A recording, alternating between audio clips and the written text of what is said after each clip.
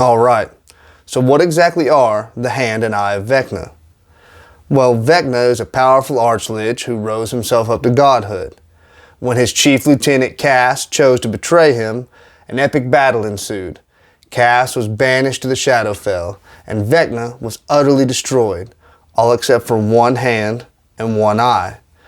Those items imbued with Vecna's power became powerful artifacts and were lost to the multiverse, to be found every so often by hardy adventurers.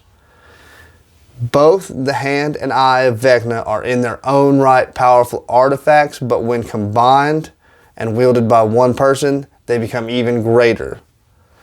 So to wield the hand or the eye of Vecna, you must sever by either ripping out your eye and replacing it with the eye of Vecna, which becomes a golden, cat-like slit eye, or lopping off your left hand and holding the hand of Vecna to the bloody stump, which grafts itself there and becomes a functioning limb. If you try to remove the hand or the eye after you graft it onto your body, you die. Vecna was not very forgiving. They each have one minor beneficial property, one major beneficial property, and one minor detrimental property. You can roll for those using the chart in the Dungeon Master's Guide, or you can just pick the ones you like the best. If you're attuned to the hand or the eye, your alignment becomes neutral evil. If you're attuned to the eye, you have true sight.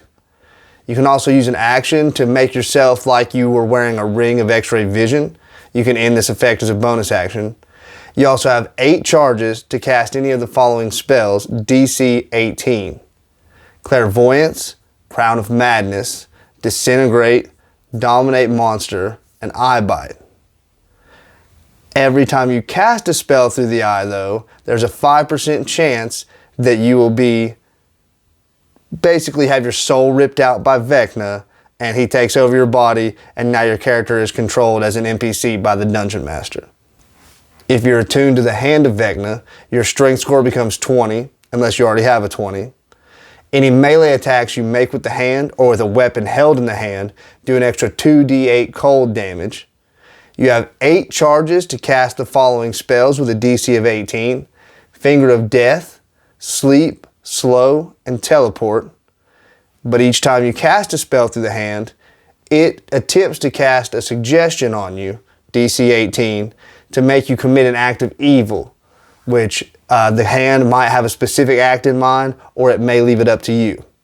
If you're attuned to the hand and the eye, you're immune to disease and poison. As long as you're not incapacitated, you can't be surprised and you have premonitions of danger. Using your X-ray vision will never leave you exhausted. As long as you have 1 hit point, you'll regain 1d10 hit points at the start of each of your turns.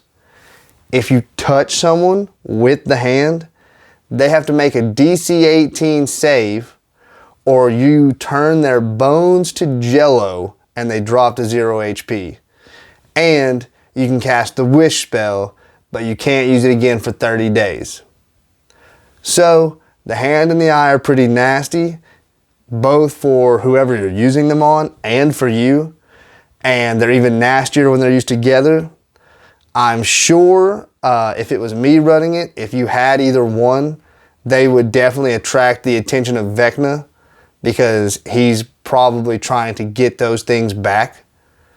And so there's a whole world of storytelling and lore that can be built out of the hand and the eye. In fact, before Vecna himself was ever in an adventure, the hand and the eye were already powerful magical artifacts in the game.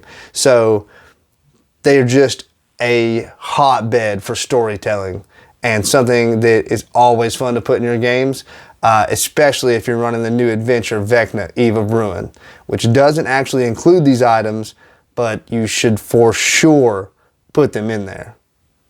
And that's what the hand and the eye of Vecna are.